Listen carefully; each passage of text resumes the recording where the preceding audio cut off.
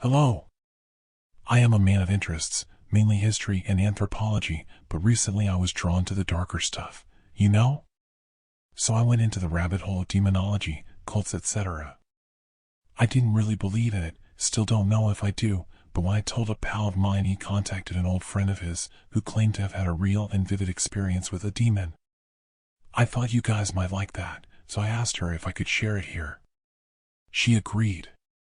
So here it is. It had been a lush summer day, the purple clouds cutting through the serene blue-yellowish sky. My mom had helped me unload the sleeping bag and the rucksack with spare clothes, toothbrush, snacks, etc. Before we went to the door, she hugged me, which made me feel a wee bit uncomfortable.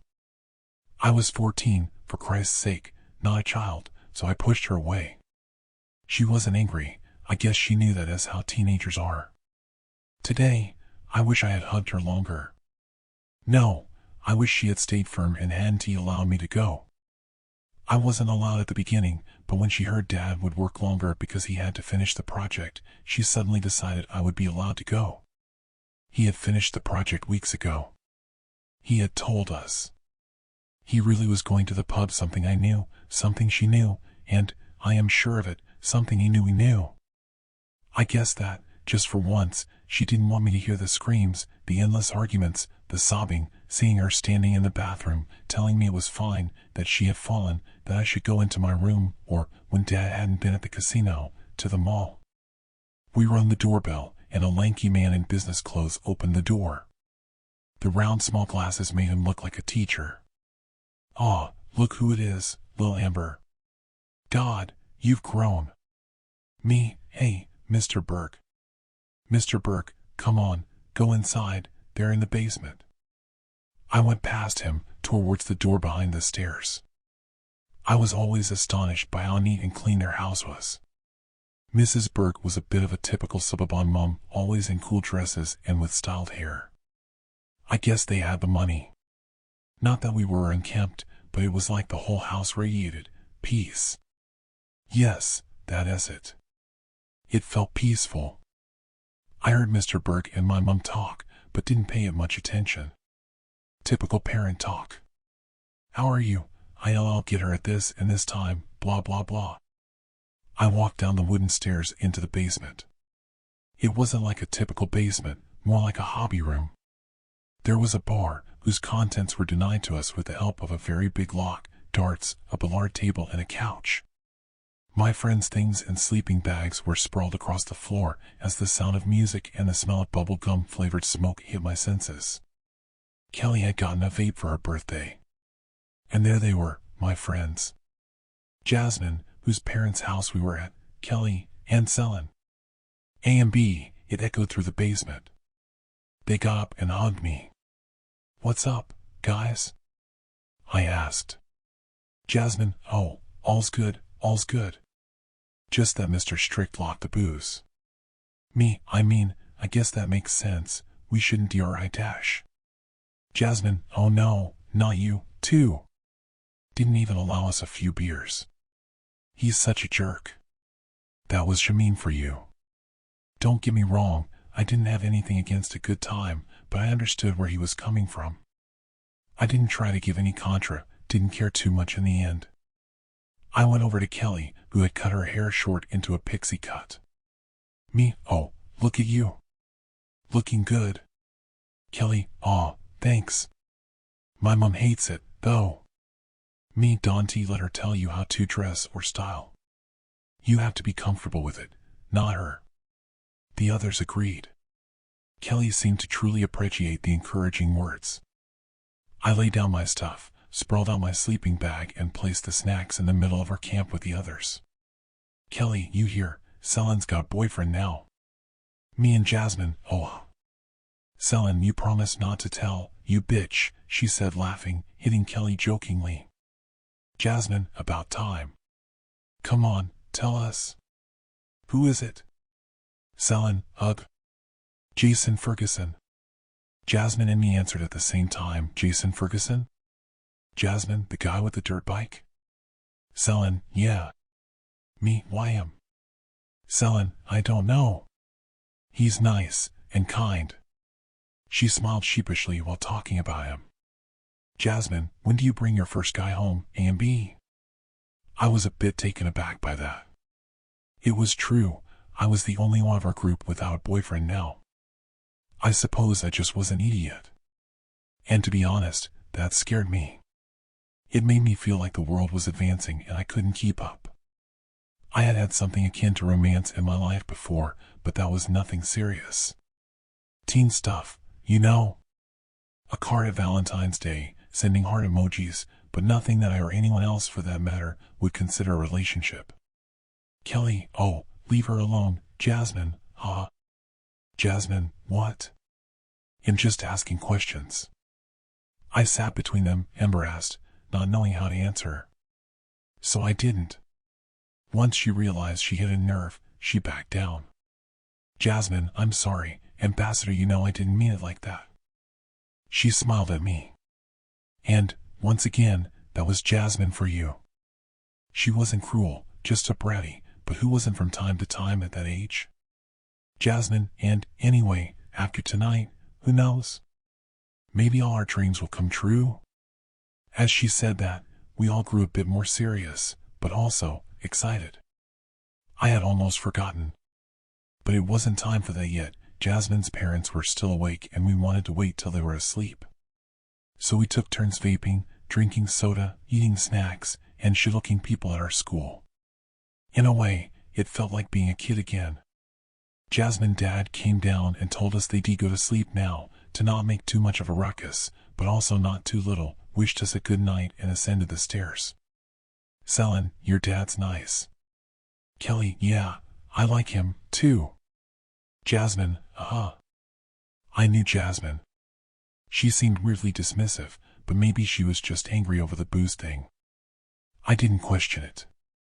And once we didn't hear anything from them, Jasmine opened the bag, with 4 candles, a tattered suit, and chalk inside.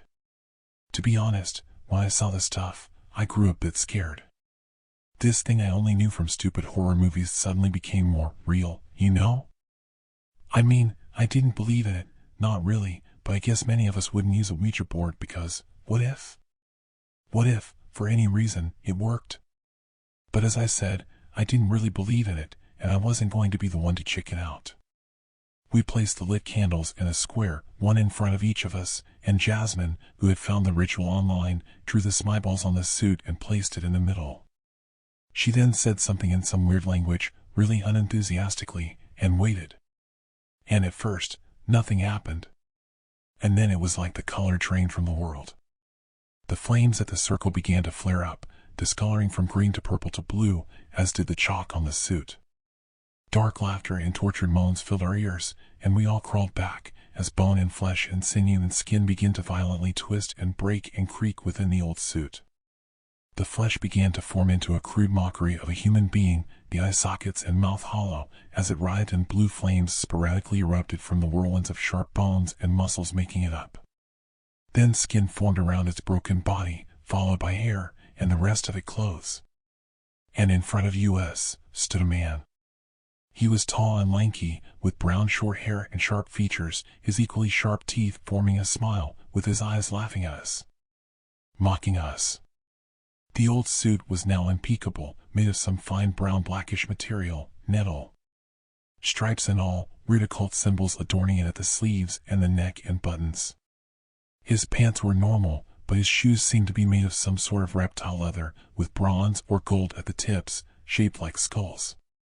He turned around a few times, looking at each of us, and I could tell that the others were just as dumbfounded as I was. He threw his arms to the side and then put his hand on his hips, as if to say so, I'm here. What now? Jasmine, hello? As she answered, he quickly turned around, startling her. Di, oh, hello, darling. Jasmine, who are you? Guy, you tell me. You summoned me, after all. Jasmine, yeah, I guess. Dies. Kelly, are you a demon? Di, depends on your definition. Selin, our definition of a demon? Di, yes. Now our initial shock was replaced by annoyance. As weird as it sounds, his refusal to give straight answers was frustrating. Me, will you hurt us? Guy, depends on your definition. No, I'm just kidding. Every move he made was like that of some actor, or maybe a ringleader. Like he was a comedian on stage. Jasmine, so, Yuri, no demon? Guy, oh, no. I am. As he said that, his iris flared up with blue flame and the air in the room grew heavier. Demon, just not of hell, I suppose. Heaven and hell are real. This wannabe just thinks he can lay claim to worlds because he's stronger than us. And beyond heaven and hell, my dear friends. This Lovecraft guy had some good ideas about it, but I suspect some off-me friends had a hand in his creative endeavors. We all looked at each other. These were two bombshells at once. Me, heaven and hell, are real? Yuri joking. Demon, I'm a demon, floating in front of you. You tell me if I'm joking. He had a point. Kelly, so if heaven is real. As Kelly started to speak, he frowned, and again, the whole room grew heavier, and his form grew slightly off. As if something was writhing underneath his skin. Me, listen. He said with annoyed undertone. I'm not here to answer your dumb questions. You are meat puppets, there are things that are not. Comprehend? We nodded. Demon, so, are we going to make a deal or what? As he asked the question, I got goosebumps. Did he know, or did he just infer it? Jasmine, actually. Selin, we did want to make one. Well, we didn't think it would work, really. He answered with a sharp grin, no one ever does. Kelly, what will it cost us? Demon, depends on what you want. Jasmine, we want to be all-powerful. To be all-powerful, rich, beautiful, bend reality to our will. Demon, yeah, he nodded along, sarcastically. Jasmine, what?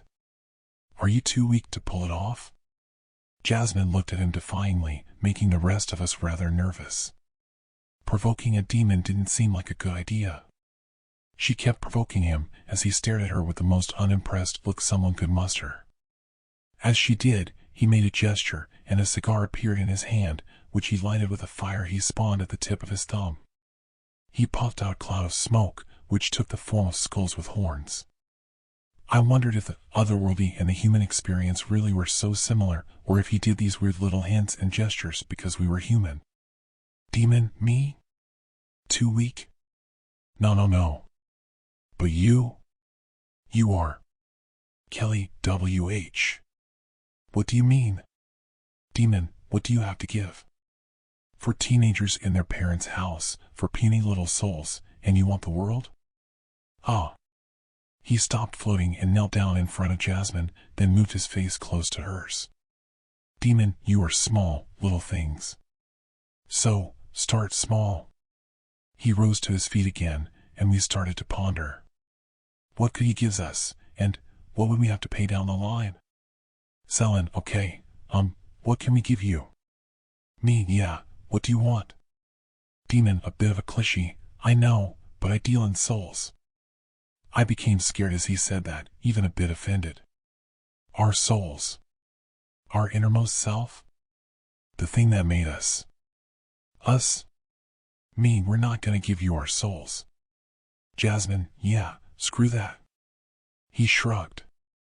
Demon, doesn't have to be yours. Those who are free for you to give are fine as well. Those directly dependent on you, your workers, the people who live on your land, servants, slaves. He counted up a bunch of possible relationships, and then he smiled devilishly as he came down to the last one. Your loved ones. That was even worse. The people we love, who we trusted and who trusted us. To feed them to this thing? We were silent for a second, then Jasmine, to my shock, said something I never expected. Jasmine, my dad. Every head turned towards her. Demon, oh, that's perfect. Jasmine? Kelly asked in a hushed tone. Jasmine, what? Fuck that piece of shit. He's cheating on my mom. She just walks around the house all day on painkillers with that fucking smile, like a fucking ghost. Kelly slumped down a bit as she heard that. Her initial protest vanished. Maybe her life wasn't as good and perfect as the initial impression made it seem. Demon, yes, a cheater. A dirtbag who goes around fucking his secretary, then comes home and plays house. Oh yes, that's perfect.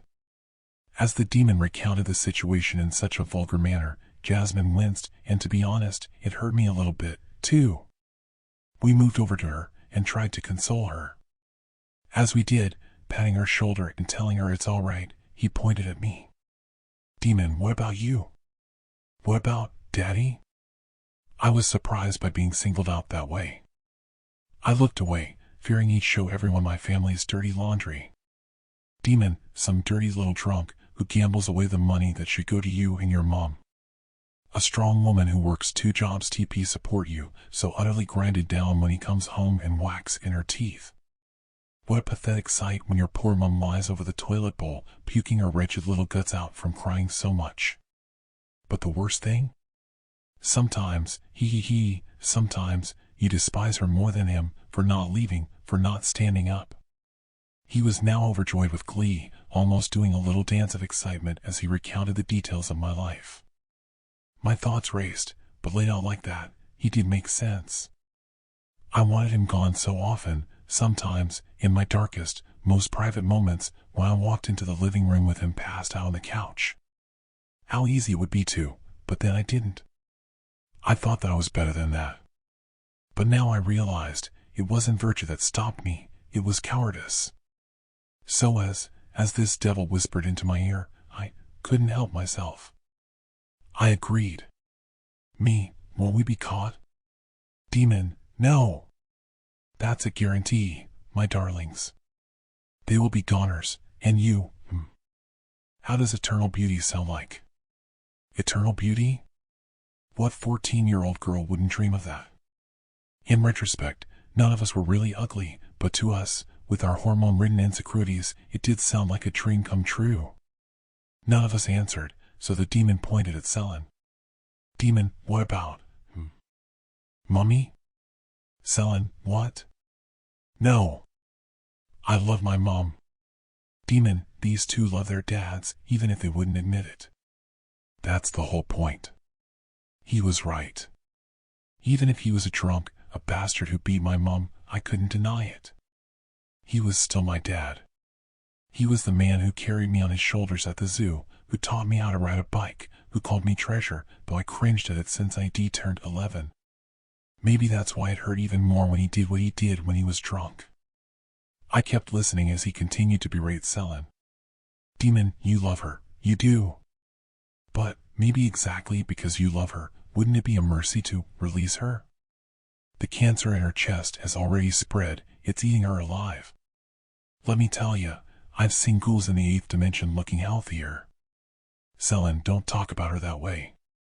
He slung his arms around her as tears formed in her eye. Demon, Selin, darling, let's be real here. How often have you heard her say, when she thought you weren't there, or when she thought you had music running in your very fashionable headphones, by the way, good tats, dear? How often did you hear her say that it hurt, that she just wished to be all over, that even a rabid dog would get the bullet? And how often did you hear that she's doing it all, for you? For you, her shining star. That all the pain would be worth it if she could see you graduate, go to prom in a beautiful dress.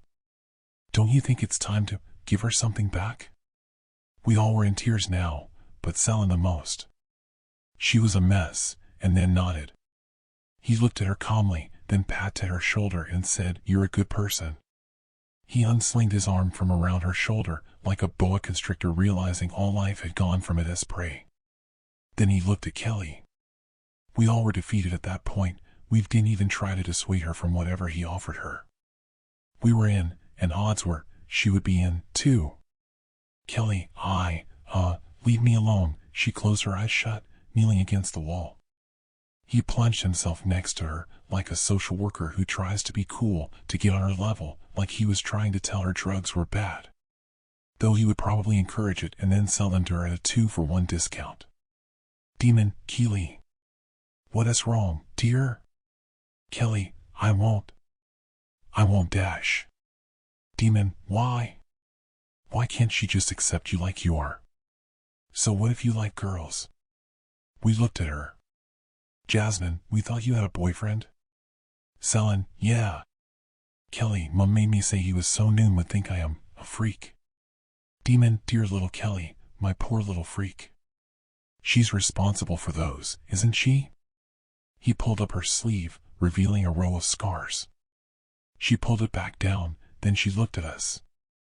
We didn't say anything to her. You know, I wish that we had. She now knows I accepted her, but maybe if I had said something right then and there, told her it was all right, maybe she wouldn't have felt the need to go through with it like we did. Demon, therapy, yelling, screaming, convert Ion camp. Sometimes she's so kind and nice, treating you like you are her one and all, taking you to the mall, to the park. Those are days she can convince herself you are what she knows you are. Kelly, shut up, please, just shut up. Demon, and the worst thing is, she's right, isn't she? I am the proof, heaven and hell are real, and you don't know that everything that goes along with it, in her faith, in your faith, is too. Kelly looks at him, waiting for an answer, waiting for the confirmation she will go to hell. Demon, I want to either. But it also doesn't matter. Just say yes to me, embrace my power. I hand them to you, dear. I will give you power, power beyond heaven and hell, beyond judgment. You will be beautiful, free to do as you wish, free from this feeling of the divine around the corner, only waiting for your heart to stop, waiting for the abyss to swallow you. Only a faint yes could be heard from behind her knees, her tears soaking her pajamas. Great, he said as he jumped to his feet, knocking his feet together in a jovial manner. Demon, okay, erase the deal? I will give you beauty, use that to gain more influence and power. Once you have that, you can call me again, we'll hash out the details, and you get something even better. Understood? Wonderful. He extended his hand, and a blue flame erupted from his palm, engulfing it whole. Demon, come on, go on, it won't hurt. Jasmine went first, a bit hesitant. Jasmine, he's right, it doesn't. Selin and me followed, as did Kelly, her face red and puffy. The demon smiled while shaking her hands, and after a few seconds, the flame went out. Jasmine, did it work? Demon, sure did, sweetie. As the demon said so, we heard steps coming from above, and a voice calling down the stairs. Girls? Jasmine, Dad? Don't tell me. Demon, enjoy the show. Jasmine, no, I don't want to S. Mr. Burke walked down the stairs, his business attire exchanged for a white t-shirt and jogging pants. Mr. Burke, hey, sorry to interrupt, girls. I just got hungry and wanted to go get a midnight snack. You want anything? We all looked at the demon, and then at Mr. Burke. Demon, don't worry, he can't see me. Mr. Burke seemed a bit weirded out by our attitude. Mr. Burke, everything's all right? You guys look like you've seen a ghost. At this question, Selin began to gasp for air and cry as the demon's laughter began to fill the room. Mr. Burke seemed startled, so he stepped forward. Hey, everything's good? Sorry, Selin, I didn't mean to. He turned to Jasmine and me and whispered, with her mother and all, poor girl. I didn't mean it. Jasmine, now you're sorry? Mr. Burke, hey, what's this all about? Jasmine, well, you can apologize to others, that comes easy to you, huh? But then just lie to your own wife and daughter, you fucking cheater. Jasmine exploded. I understood her reaction. If I had been her, in front of my father, in that situation, I don't know if I could have kept it together, too. Why was this man, why were all our parents, less sensible to our feelings than a literal demon? He mocked us, yeah, he was cruel, yes, but what he said just hit the core of what troubled us, you know? Between this feeling of impending doom, the demon's laughter, the crying, the guilt, the excitement, who hadn't lost their cool? Mr. Burke went through a variation of emotions on the spot. I could tell. Surprise, shock, embarrassment, anger, a deep-seated, almost hateful, white-burning anger, understanding. He moved his hand through his hair, and then looked at his daughter the most empathetic and understanding way a man could muster, I think. Mr. Burke, of course you know. Jasmine cried out, yes, I fucking know. Of course I fucking know. Look at you. Cleaning every fucking day while Mom wastes away. You think I couldn't tell? Mr. Burke, your mom knows. We tried to keep it away from you. Jasmine, well, you aren't fucking subtle. Mr. Burke looked like he wanted to yell at her. Like a father who doesn't tolerate his child speaking to him in such a manner. But he didn't. She was right. He was wrong. And he knew it. Mr. Burke, listen. Jasmine. He paused, contemplating his next words very carefully. I fucked up. I fucked up and there's no correcting my mistake. Me and your mom, No, I won't talk about your mom. She should tell you yourself. All I want you to know is that we love you, I love you, and we'll... I'm sorry, dear. Anger was written across Jasmine's face, but I think I also saw contemplation and fondness behind the anger and tears. Jasmine, I'm sorry, too, Dad. Mr. Burke, you don't need to apologize for any dash. Mr. Burke's warm smile faded instantly. He got from his knees and looked around. Mr. Burke, why is it so hot in here? We all were taken aback by that. We suspected it was the demon's doing, I think, but the way he changed from this regretful father to this annoyed, uncomfortable dude was weird nonetheless. He walked to the heater next to the stairs and touched it. Mr. Burke, no, normal. Geez, why is it so hot in here? Aren't you guys hot? We shook our heads. I guess we just waited for it to happen. We could have warned him, told him, but I felt like it wouldn't have done anything. Also, like it wasn't our place to tell him. This was Jasmine's deal. It also still felt like a dream, like it wasn't real. The true weight of our decision hadn't dawned on me, yet. Mr. Burke began to grow more erratic, searching for the source of this heat, his white shirt growing dark around his neck and armpits. Mr. Burke, goddammit, why is it? You guys don't feel it? Why is it so hot? Jasmine, Dad. Mr. Burke, shut the fuck up, darling, I'm fucking hot. Oh, I'm sorry, dear, it's just so fucking fuck. He ran past us, throwing up our bags and snacks, desperately searching for the source of the heat he claimed to feel. Jasmine tried to stop him, but he pushed her out of the way. Jasmine, Dad. Mr. Burke looked at her, his small glasses half off his face, his hair disheveled. For 1 second he looked regretful, and then just continued searching. Jasmine stood up and grabbed the demon's arm. Jasmine, stop it, stop it. I take the deal back, fuck it, I give you my soul, whatever it is you're doing, Demon, no taxi backsies, this is happening. As he said so, a bag of popcorn appeared in his hand and these blue and red 3D glasses on his head. She let him go and walked up to her dad, and as she did, he stopped searching. He stood with his face to the wall, then turned around, a small smile on his face. He walked to the beginning of the stairs, while Jasmine tried to stop him. Dad, Dad. Mr. Burke, please let go of me, dear. Jasmine did as he said, then asked, Are you better now? He smiled at her, then just opened his mouth. He looked like his brain went to standby. He made a weird noise, a small moan escaping his mouth, drool pooling up at his feet. Jasmine moved her hand to hold his. Jasmine, Dad? Mr. Burke immediately went up in flames. Instantly. Starting at his center, engulfing his body in a second. The heat hitting our bodies was bad, the smell was worse. I ran up to Jasmine and pulled her into a corner with the others, while Mr. Burke screamed, flailing his arms around. I don't know how long it took for him to stop. Could be been a minute, could be been 10.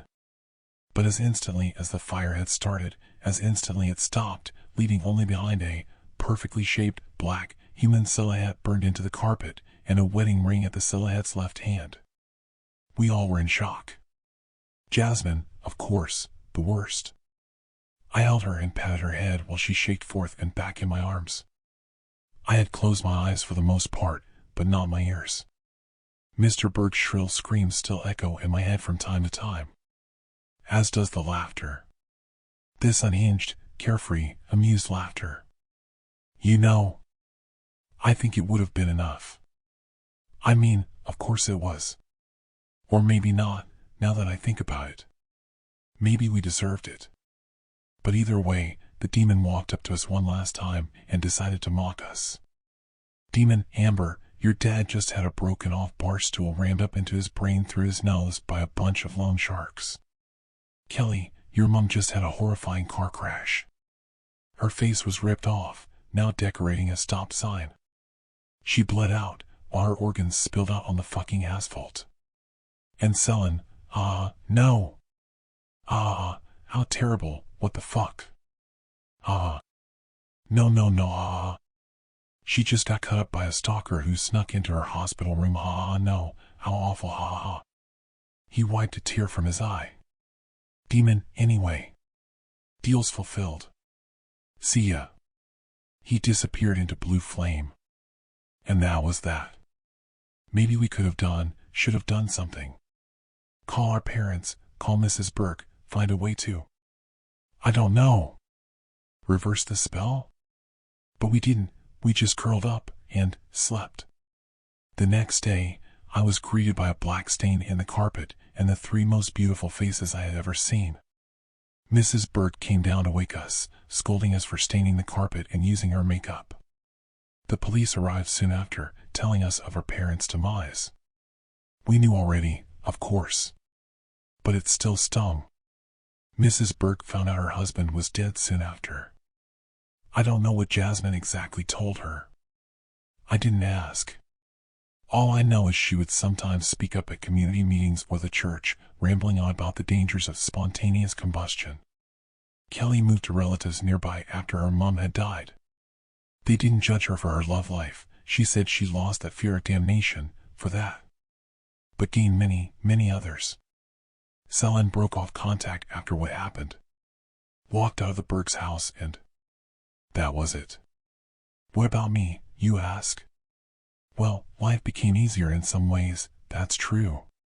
Boys ran in the doors for us, we became popular. Mom had a breakdown after what happened. She would always tell me that she only loved him. That he was a saint. She isn't any happier than she was before. What can I say? Don't make a deal with a demon. You might get what you asked for. I'm a little surprised that I'm writing this since I was never that much into the supernatural. I say not that much because my older sister, Rita, was mesmerized by it. She was 6 years older than me, so most of what she did with her friends in the attic of our garage was a mystery. The garage attic was strictly off limits, they guarded it like an inner sanctum. It wasn't until my mother discovered a Ouija board that I began to understand that something was amiss. We weren't particularly religious, but we did attend church on the holidays. And my mother went on a tirade when my father got home from work insisting that my sister was inviting evil spirits into our home. My dad threw out the Ouija board and later I picked it out of the trash and used it for target practice with my brother's BB gun. None of that would have been particularly memorable, except the following night my sister was babysitting me. Normally as soon as my parents left, they would call Brenda down the street to come down and split their babysitting money with her and then leave. I didn't complain since Brenda was much more interested in my stories than my sister and her friends, but this night my sister stayed home and invited her friend Angie over. They told me to stay in my parents' room and they disappeared into the basement. I grew up in the Midwest and we had one of those old, deep basements. The house was over 100 years old, and the basement was a place I could only remember visiting one time when I dropped some toys into the heating vent and my dad had to go into the basement and disconnect some ductwork. There were only 2 small windows that were barely large enough for a small child to fit through, but way too small for an adult. I remember there was a cold draft too. There was a brick wall that abutted the stairs leading down to the basement that had partially collapsed. I remember looking into that darkness and asking my dad where it led, and he said it led beneath the house. My parents never had to tell me not to go into the basement. I was petrified of it. I think I was playing with toy soldiers in my parents' room when I heard their blood-curdling screams. I don't remember being afraid, but they both came running up the basement stairs and ran straight past me out of the house, slamming the basement door behind them. I was 7 years old at the time. I have no idea why I didn't follow them. I just sat there on the floor with my toy soldiers. And then I heard the footsteps. I thought maybe it was my older brother Joey who was down the street playing guitar with his friend Steve. They were always playing pranks. The door to the basement was locked. I could hear the door being pushed.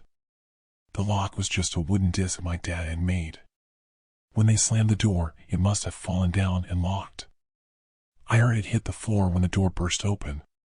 And that's all I remembered. I woke up the next day in the hospital. Later I was told that my sister had run down the street to get my brother and they said they found me unconscious on the floor. The doctor said I had a convulsion. And that's what I believed for 30 years. Until last night.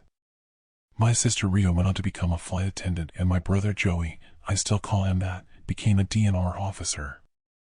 We love each other dearly, but because I live on the other side of the country we don't stay in touch as much as we used to when I was still living in Michigan. I'd flown back for my father's funeral. And we were all reminiscing on my parents' porch. And that's when my brother Joey brought up the night I had the convulsion. He made us swear to never tell you the truth. Joey said, taking a long drag on his cigarette. But now that he's gone I guess we can tell you the truth. I looked over at Rita thinking this might be a joke, but the look of dread on her face told me that whatever Joey was about to say was not for my amusement. Are you sure this is a good idea? Rita asked nervously. Joey crushed his cigarette out on the wooden bench. You didn't have a convulsion. Joey leaned in, the flicker of the porch light casting shadows across his face, making him look more solemn than usual. What happened to you that night? It wasn't anything medical. There was a long, uncomfortable silence. For a moment I thought he wasn't going to tell me what happened. When Rita and I got back into the house, we found something with you. Joey glanced at Rita, and as if on cue she said, It wasn't human. My mind went to the rational explanation of a rabid dog or maybe a feral raccoon. They both laughed when I asked if it was an animal. So what was it? I asked. It was like a shadow, and it was floating above you. Rita said, her voice barely audible. I laughed and got up to go back inside the house. I don't believe in ghosts. I said. This was no fucking ghost. Joey said, unbuttoning his shirt and showing me a scar on his chest. You got that when you fell out of the tree. I replied. I remember you telling me. No, that's the story we made up. Joey said, tapping out another cigarette. You did that to me. Nothing in their demeanor suggested it was a prank, but perhaps I had underestimated their acting skills. I was 7 years old, there is no way dash. It went inside of you, Joey said. He looked over to Rita who finished his sentence, it possessed you. I know that sounds horrible, but it wasn't your fault. This better be a hidden camera prank. I said, looking around. You picked me up in the air like I was a twig and threw me across the room and started speaking in some crazy language. Joey said. It was my fault. Rita said, her eyes filled with tears. Me and Angie asked the spirits to reveal themselves. None of this sparked any memories. How do you know you weren't imagining things? Joey laughed and looked down at his scar as he rebuttoned his shirt. I had trouble sleeping with you in my room for years after that. Do you have any idea what it was like keeping that secret? A part of me wondered why they decided to break the news to me now. I looked over at Rita hoping she would start laughing, but she was crying. Okay, so you two saved me from an evil spirit? I asked sarcastically. Joey shook his head. No. Mom and Dad came home. My father was not a man prone to superstition, so I was surprised that Joey decided to bring him into the story. And when he walked in you started talking that crazy language shit and then you started slinging Dad around the room like a wet noodle. Joey said, lighting a second cigarette. Joey laughed at the thought. I thought you were going to kill him, and that's when Mr. Payne walked in. I remembered Mr. Payne well. He always walked with a limp and was gardening in his backyard. We used to think it was funny anyone had the last name Payne and that it would be perfect for a dentist, but he was a foreman in the factory. He heard the screams from across the street and came over to see what was wrong. Boy, did he ever get a surprise. Joey said. He was good man. Rita said, wiping her eyes with a tissue. That thing started talking to him and Mr. Payne started talking back to it in the same language. Joey was looking off in the distance now. There's a lot you don't know about Mr. Payne. I couldn't help but think my siblings had watched The Exorcist one too many times. This is all unbelievable. I'm sorry. Did you know he studied to be a priest for 5 years and then gave it up when he met Mrs. Payne? Joey said, sitting on the porch rail. And that's how he could speak to it. He studied those old languages. He started praying over you. And he asked Mom and Dad to get the priest. Rita added. I tried to envision Mr. Payne standing over me in prayer, but I couldn't hold the thought. It all sounded too fantastical. There was a whole room full of them praying for you. All night long. Joey said. Every once in a while we'd hear a ruckus and Mr. Payne and it would start talking to each other. I'm so sorry. Rita said, reaching out and grabbing my hand. I've been wanting to tell you that for so long. It was strange hearing a story about myself that sounded like a fairy tale. I knew the only way to find out if this was true was to ask Mr. Payne myself, but I wasn't even sure if he was alive. Is Mr. Payne still alive? I asked. Yeah. Joey said. He's over at the old folks' home. I saw him there when I went to Dad's birthday party a couple years ago. I told my brother and sister it was hard to believe, but if it did happen I had no memory of it and I forgave them for whatever it was worth. It seemed like it was important for them to hear that I forgave them, but it didn't sound like they had done anything wrong. What I didn't tell them was that I planned to visit Mr. Payne tomorrow before my flight for California left. I had a few hours in the morning and given the circumstances it seemed like the most rational thing to do. In retrospect it was obviously not the wisest thing to do. That night I sat in my hotel room trying to figure out why my siblings had come up with such a ridiculous story. They were both teenagers and maybe they had misunderstood the situation. I might have lost my mind temporarily and then had a convulsion.